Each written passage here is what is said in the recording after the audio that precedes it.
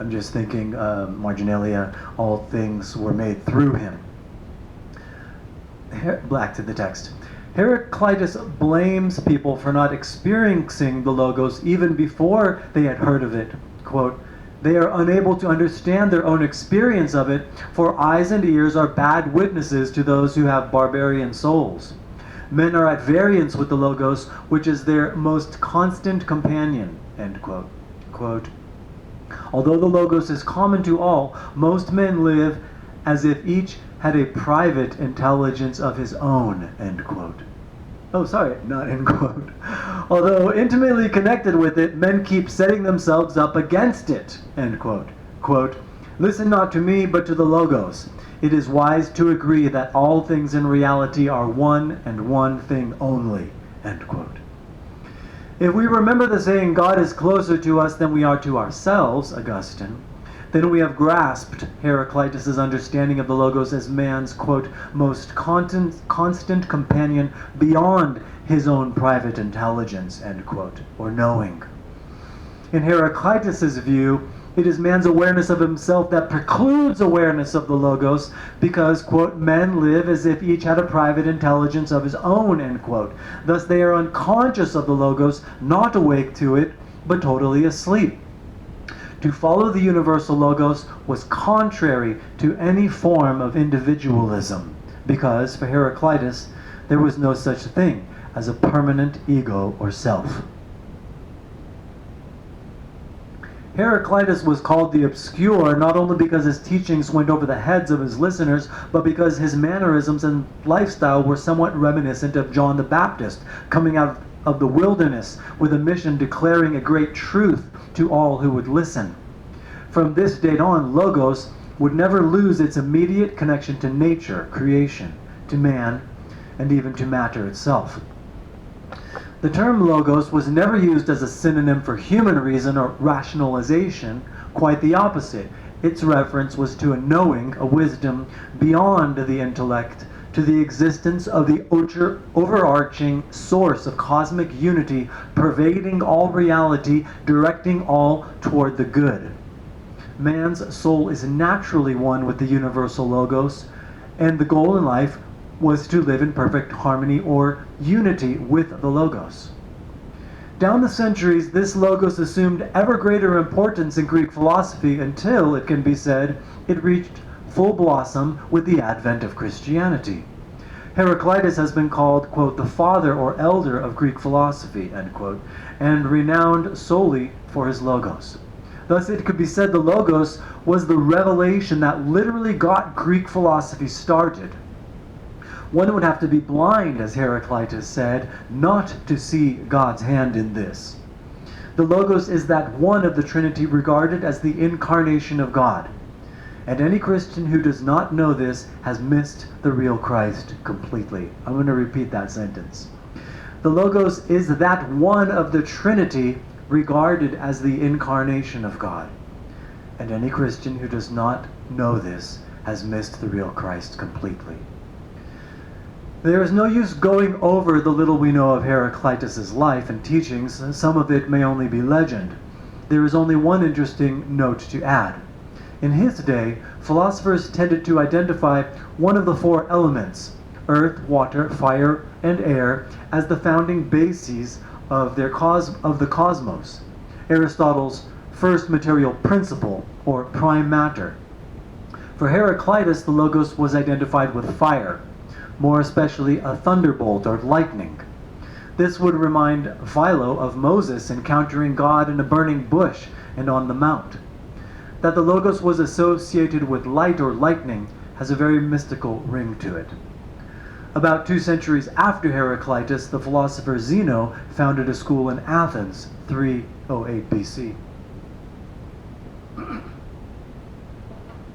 Because he taught outdoors in a stoa or portico of some public building, his teaching was given the name Stoicism. The Stoics developed a further understanding of Logos, which not only found place in the whole of Greek philosophy, but was regarded as a world religion that had spread throughout the Roman Empire. It was a practical religion in that it brought the Logos down to its presence within man himself, a presence he must seek and be attuned to. Marginalia, what might being a Stoic attuned to the presence of the Logos within look like? Back to the text. This was not just a philosophy of life, but a practice requiring great self-discipline, altruism, and concern for the community at large. It is my view that politically they espoused the earliest form of democracy with their view of equality for all. When Paul said that in Christ there is neither slave nor master, Jew or Gentile, male or female, this is pure Stoicism. By the time of Christ, Stoicism, both philosophically and practically, had been incorporated into the hundreds of religious and Gnostic sects that existed at that time. Though never a cult or a mere philosophy, it was a practice of both interior self-discipline and exterior good works that emphasized the good of the whole rather than that of the individual. Its term for the one divine, of course, was logos. Marginalia, in what way is the Stoic practice different from the Confucian practice of cultivating the virtue of Ren? Back to the text. The philosopher Zeno, 340 to 265 BC, had been repelled by Platonism that had dissolved God into some universal abstract idea. In his view, Platonism had banished God from this material world, leaving it a dark mass from which the soul must be detached if it would find God. According to Zeno, there was nothing that was not in its ultimate origin. He said, quote, he, the Logos, in whom man lived, moved, and had his being, end quote. Does this sound like Paul or not? When Zeno would ask people where they could find God, he would strike his hand on the solid earth and answer, here. He repeatedly affirmed God is body, reminiscent not only of the incarnation, but of Christ referring to bread as his body, the Logos being the very body of the universe. The reason the Stoics were accused of pantheism, this is probably what you were just thinking, was because they admitted no real separation between body and soul. They stood their ground, as did Heraclitus, to affirm that while the immutable and impassible Logos had an independent existence of its own, yet the logoi, plural of logos, was present in all things, and that matter participated in it. Like Aristotle, the Stoics denied the Platonic notion of independent divine forms existing apart from matter. Thus, like Aristotle, they denied the existence of an independent soul apart from matter, a body. But where they were labeled pantheists, Aristotle was never so labeled. Obviously, some bias here. By logoi, the Logos is omnipresence in all things, however, was not meant a piece of the Logos, as if it could be fractured, but rather that the Logos as the ultimate cause is in its effect. Although the effect was lesser than the cause, the effect contained as much of the cause as possible. In other words, the limitations of human nature are such that it can only reflect as much of the truth as its limited nature can bear.